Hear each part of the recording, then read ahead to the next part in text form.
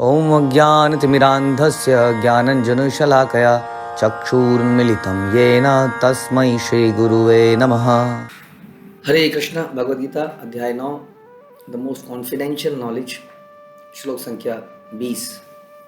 त्रैविद्या माम सौमपा पूतमा पूतपापा यज्ञैरिष्ट्वा स्वर्गतिं प्रार्थयन्ते ते पुण्यमासाद्य सुरेन्द्रलोका मश्नन्ति दिव्यान् दिवि देवभोगान्। जो वेदों का अध्ययन करते तथा सोमरस का पान करते हैं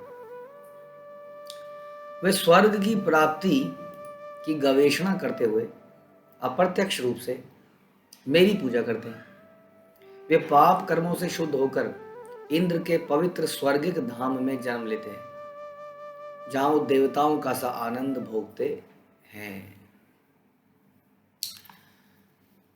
किसी भी कार्य को करने के लिए सबसे इम्पोर्टेंट है इंटेंशन क्या है, उसको करने के पीछे पर्पस क्या है।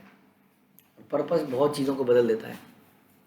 हम देखते हैं कि कोई व्यक्ति अगर किसी का मर्डर भी कर दे, लेकिन अगर वो ये साबित कर दे कि उसने अपनी आत्मरक्षा के लिए उसे ऐसा करना पड़ा, तो उसको छोड़ देते हैं। Purpose is different. कोई सैनिक जो है बॉर्डर में किसी का मर्डर कर देता है, या मर्डर तो नहीं कहते उसको ये लोग, किसी को सैनिक को मार देता है विरोधी पार्टी के या दूसरे देश के, तो उसको इनाम मिलता है। और अगर अपने घर के पड़ोस की किसी को व्यक्ति को गोली मार देता है तो सज़ा मिलती है। यहाँ भी इंटेंशन का फ़र्क रह गया। इस तरह से कितने कितने कितने एग्जाम्पल लिए जा सकते हैं, अनेक एग्जाम्पल, क्योंकि देखा जाता है कि उसके पीछे करने के पीछे पर्पस क्या है, किसके लिए और क्यों ऐसा किया जा रहा है। कई बार हम बच्चों को मारते हैं, हो सकता है थोड़ा सा, लेकिन कई बार हम उनको दिखावे के लिए मारते हैं क्योंकि पर्पस कुछ और है। और कई बार हम आग बबूला होकर आउट ऑफ कंट्रोल होकर मारते हैं, तो पर्पस कुछ और है। कभी हम किसी को करेक्ट करने का प्रयास करते हैं आउट ऑफ जेलसी, और कभी हम out of love and affection, compassion किसी को करेक्ट करने का प्रयास करते हैं बड़े तरीके से।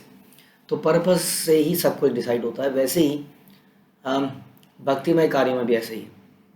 आप घर में सुंदर कांड करा रहे हैं, सत्यनारायण की कथा करा रहे हैं, लेकिन पर्पस क्या है?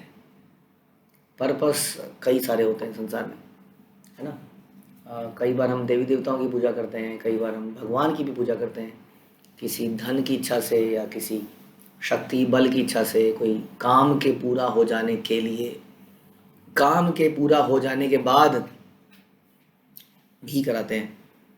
तो ये सारे पर्पस हो सकते हैं। और एक हो सकता है भगवान की प्रेममयी सेवा के लिए। तो पर्पस विल डिफाइन ऑल कि क्या किया जा रहा है। यहाँ पर ऐसा लगता है कि कोई वेदों का अध्ययन करता है, सोमरस को पीने का प्रयास करता है, स्वर्ग प्राप्ति की इच्छा करता है, तो ऐसा लगता है कि वेदों का पर्पस तो कुछ और है। भगवान गीता में कहते हैं कि वेदांत विद वेद सर्वस्य चाम हृदय सन्निविष्टो मत्ता स्मृतिर ज्ञानम अपोहनम च वेदेश सर्वैर अहम एव वेद्या। सारे वेदों का पर्पस मुझे जानना है। हाँ, ये इज सार है वेदों का, भगवान को जानना, कृष्ण को जानना।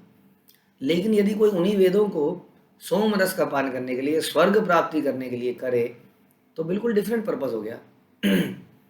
एक चीज़ को हम भक्ति कहते हैं और एक को हम भुक्ति या भोग कहते हैं। भक्ति की डेफिनेशन आप जानते हैं क्या है?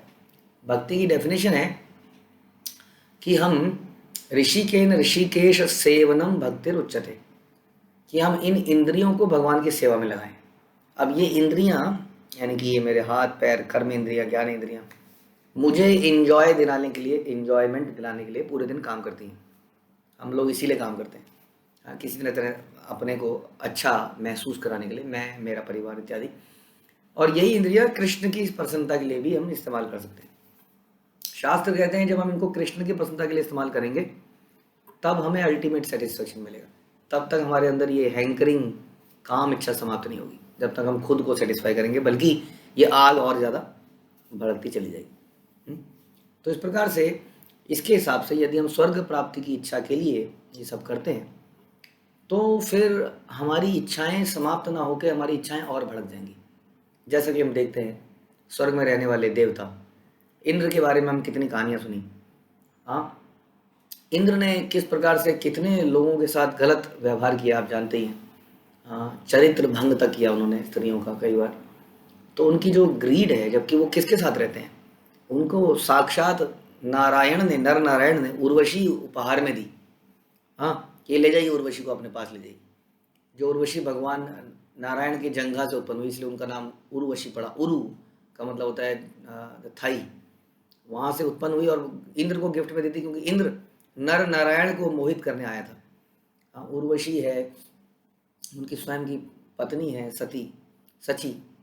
और इस प्रकार से बहुत सारी अप्सराएं हैं, लेकिन फिर भी उनका दिल नहीं भरता है।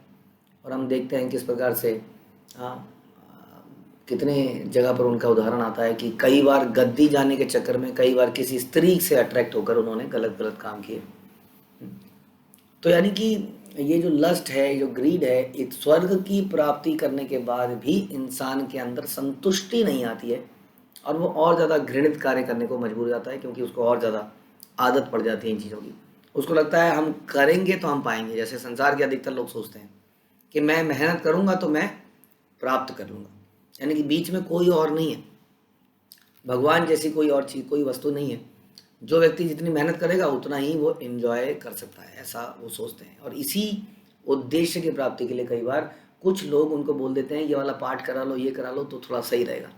तो कई बार लोग इस चक्कर में वेदों का अध्ययन करने लगते हैं। जैसे मैंने बताया, कई सारी कथाएं भारतवर्ष में होती हैं, लेकिन उनका पर्पस शुद्ध भक्ति नहीं। क्योंकि शुद्ध भक्ति की डेफिनेशन तो भक्ति की डेफिनेशन से भी एक कदम आगे है।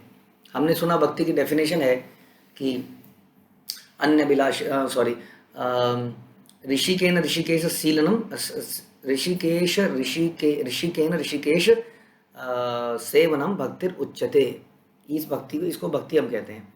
और इसमें हम कहते हैं कि सर्वोपाधि विनिर्मुक्तम, ये पहली लाइन है। और तत्परत्वे निर्मलम, तो मुख्य लाइन हम जो बराबर डिस्कस करना चाह रहे हैं वो ये है कि कैसे इंद्रियों को इंद्रिय की सेवा में लगाया जाए, भगवान इंद्रियों के स्वामी की सेवा में लगाया जाए, जिनका नाम है ऋषिकेश। और इसके एक कदम आगे हम जाते हैं तो हम सुनते हैं कि अन्य विलासिता शून्यम ज्ञान कर्मादि अनावर्तम अनुकूल न कृष्णानुशीलनम भक्तिरुत्तम। यहाँ पर भी वही बोला गया, सेवा यहाँ पर भी करनी है। इस डेफिनेशन में भी इसमें बोला गया कि और कोई अभिलाषिता नहीं होनी चाहिए, केवल कृष्ण की प्रसन्नता के लिए हमें भगवान की सेवा करनी चाहिए। इसको भक्ति कहते हैं। अब अगर इस पर्पस के लिए हम वेदा का अध्ययन करते हैं, भगवद गीता का अध्ययन करते हैं, भागवतम का अध्ययन करते हैं, तो हमें वो प्राप्त होता है, वो फल प्राप्त होता है, जो फल देवताओं की सेवा करने से नहीं होता। गीता में भगवान कहते हैं कि यान्ति देवा व्रता देवान, जो देवताओं की पूजा करते हैं वो देवलोक में जाते हैं। और हमने देवलोक के बारे में लोगों ने बहुत सुन रखा है। सबसे बड़ी समस्या क्या है समाज की? सबसे बड़ी समस्या ये है कि किसी ने आज तक बताया नहीं कि स्वर्ग के ऊपर भी कुछ है, और स्वर्ग इतना ग्लोरियस भी नहीं है जितना हम सोचते हैं। देखिए, हर सुंदर संसार में सुंदर दिखने वाली वस्तु के पीछे एक कुरूप चेहरा भी है। हम सोचते हैं कि अमीरों के मज़े हैं, और वास्तव में जब अमीरों की ज़िंदगी जीने लगते हैं तो बड़ी भयानक ज़िंदगी है, क्योंकि कभी ना कभी किसी ना किसी गैंगस्टर का फ़ोन आया रहता है। जान बचानी है ना बच्चे की, तो 2 करोड़ रुपया। अब बताइए, बच्चे की जान के आगे 2 करोड़ रुपया क्या है? लेकिन कितना बड़ा खतरा है अपनी ज़िंदगी को, बच्चों की ज़िंदगी को, परिवार वालों की ज़िंदगी को, क्योंकि करोड़पति बन गए हैं। क्या हम इस डर को कभी हमने सोचा है? कितना बड़ा भयानक पेन है। और इस तरह से आप देखेंगे, कई बार हम सोचते हैं हम बहुत फेमस बन जाए, कितने मज़े हैं उन लोगों के जो फेमस है, जो जहाँ चलते हैं लोग उन पर चिल्ला मारते हैं। और वास्तव में कई बार उनकी निजी ज़िंदगी में झांक के देते हैं, वो लोग इंटरव्यू देते हैं, कहते हैं हम लोग रोते हैं कई बार एकांत ढूंढने के लिए, कि हमें 2 पल अगर एकांत में रहना है या सड़क में जाके कुछ करना है, हम कर नहीं सकते हैं, क्योंकि चारों तरफ से लोग हमें घेरे रखते हैं। मतलब हर चीज़ के साइड इफ़ेक्ट्स हैं, साइड प्रॉब्लम्स हैं जो हमें दिखती नहीं है, और हम एकदम चमक धमक के पीछे भागना चाहते हैं, उसको प्राप्त करना चाहते हैं। जैसा कि हमने रामायण में देखा, कैसे हिरण को प्राप्त करने के लिए कितनी बड़ी सीख हमें रामायण देती है। सुनहरा हिरण, हमें लगने लगता है कि ये पॉसिबिलिटी है, यस दिस इज़ पॉसिबल, मैं करूँगा तो इसको प्राप्त कर लूँगा, हम होंगे कामयाब एक दिन। और यही सोचते सोचते हम लोग वेदों का अध्ययन करते हैं, सोमरस का पान करने के लिए, स्वर्ग की प्राप्ति करने के लिए। ये लोग भी अप्रत्यक्ष रूप से भगवान कह रहे हैं मेरी पूजा करते हैं, but this is not the right way. वे पाप कर्मों से शुद्ध होकर इंद्र के पवित्र स्वर्गिक धाम में जन्म लेते हैं। हाँ, पुरुरवा, पुरुरव की कहानी आती है श्रीमद् भागवत में। पुरुरव को किसी तरह से उर्वशी प्राप्त हुई, और बाद में कुछ ऐसा हुआ घटना, बड़ी लंबी कथा है, कि उर्वशी उनको छोड़ के चली गई। और पुरुरवा एक प्रकार का देवदास ऐसा व्यक्ति बन गया। हाँ, इतना बड़ा राजा था, एक तरह से पागल सा हो गया। उर्वशी उर्वशी, हाँ, पिक्चरों में गाने भी बना दिए उर्वशी उर्वशी। वो ढूंढता रहा इधर उधर, उर्वशी को ढूंढता रहा, और अल्टीमेटली उसको ये सजेस्ट किया गया कि तुम तपस्या करो तो स्वर्गलोक को पहुंच जाओगे, स्वर्गलोक में चले जाओ, उर्वशी को प्राप्त कर लो। और वो ऐसा ही करता है, वो तपस्या करता है और अल्टीमेटली गंधर्वास और स्वर्ग की प्राप्ति करता है और उर्वशी को प्राप्त करता है। लेकिन उसके बाद उसको रियलाइज़ होता है कि ये मैंने अपनी ज़िंदगी का बहुत बड़ा समय व्यर्थ कर दिया।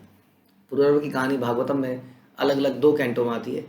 पहले कैंटो में ये दिखाया जाता है कि कैसे उसका अट्रैक्शन उर्वशी की तरफ पड़ा, और कैसे जब उर्वशी उसके जीवन से चली गई तो उसका जीवन एकदम बर्बाद हो गया, और फिर से उसने उसको हासिल करने के लिए अपनी पूरी ज़िंदगी लगा दी, और हासिल करने के बाद उसको रियलाइज़ हुआ कि इट वॉज नॉट वर्थ, हाँ, कि हम अपनी ज़िंदगी बर्बाद। इसी तरह से हम लोग भी इतने बहुमूल्य मानव जीवन को केवल स्वर्ग, अच्छा जन्म, पैसा, फेमस, अच्छा परिवार, रोगों से मुक्ति, इन सब चक्करों में लगे रहते हैं। और आप जानते हैं ये सारी चीज़ें एक साथ मिल जाएंगी यदि हम इस भौतिक संसार से दूर चले जाएं। ना तो रोग रहेगा, ना बुढ़ापा रहेगा, ना कोई दुख रहेगा, लेकिन हमारा प्रयास ही नहीं है उस तरफ को।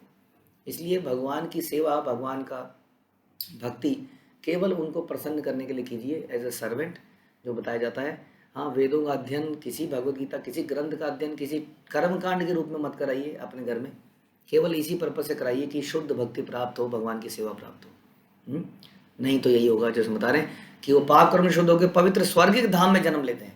स्वर्ग में जन्म लेना is not a good thing, जैसा भी हमने डिस्कस किया। इंद्र भी स्वर्ग में जाकर परेशान ही है वास्तव में, जो कि अलग अलग भागवतम हम यही सिखाती है, कभी गद्दी के लिए, कभी। और केवल इंद्र की बात नहीं है, चंद्रमा के देवता जो हैं, चंद्रदेव, उनके बारे में कितनी कथाएं आती हैं, कैसे उन्होंने कैसे उन्होंने बृहस्पति, उनकी पत्नी जो है, सोचिए, उनके साथ जो है संबंध बनाया। और ऐसा हम न जाने कितनों के बारे में सुनते हैं, यानी कि लस्ट एंड ऑल दिस, उस संसार में भी वही सब प्रिवेलेंट है जो हम इस संसार में देखते हैं, थोड़ा ऑपुलेंट तरीके से है। लेकिन यहाँ बताते हैं कि वे स्वर्गिक धाम में जन्म लेते हैं। जन्म लेते हैं, इसका क्या मतलब है? हाँ, गीता में बताते हैं, गीता में आपने सुना होगा कि जातस्य ही ध्रुवम मृत्यु, हाँ, ध्रुवम जन्म मृतस्य च, यानी कि जो व्यक्ति जन्म लेता है उसका मृत्यु ध्रुव है, यानी कि पक्की है। तो यदि हम स्वर्ग में जन्म लेते हैं तो भी हमारी मृत्यु पक्की है। तो ये सोचने की बात है। तो हम लोग भक्ति के इतने शुद्ध प्रोसेस को कई बार, हाँ, उसमें अपने हेतु, अपने कुछ पर्सनल बेनिफिट्स, मोटिवेशन डालकर उस पूरे प्रोसेस को ख़राब कर देते हैं, और बहुत ही सस्ते में हम एक्चुअली बहुत ही लॉस का सौदा करते हैं। भगवान के पास जाके, ऐसे कोई सेठ के पास जाके हम लोग कुछ कांच के टुकड़े मांग लेते हैं या 500,000 रुपये मांग लेते हैं। It is like that, Krishna स्वयं अपने आप को हमें दे देते यदि हम इन टुकड़ों की इच्छा ना करते। इसके बारे में अधिक और अगले श्लोक में भगवान बताएंगे कि स्वर्ग में तो पहुंच जाते हैं, लेकिन स्वर्ग में पहुंचने के बाद होता क्या है। तो अगले श्लोक का इंतजार कीजिए। हरे कृष्णा। श्रील प्रभुपाद की जय, भगवद गीता की जय।